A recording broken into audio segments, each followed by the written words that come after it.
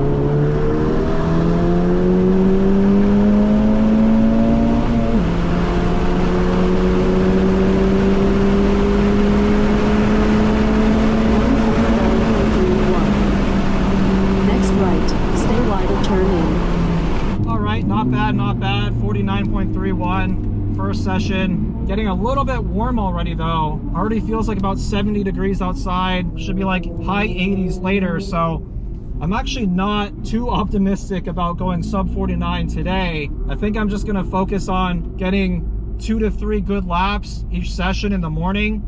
Take it easy in the afternoon. Review some cars. Driving a Caterham 420R a bit later. That's gonna be fun. And then tomorrow when it's cooler, we're gonna send it in the time trial. Absolutely love the Lightspeed time trial events. 10 minutes of seat time, you're gridded by lap time against a very limited number of other competitors. So it's a great opportunity to set some really fast laps. And there's awards for the day and at the end of the season. Looks like there was an off, tow trucks out there.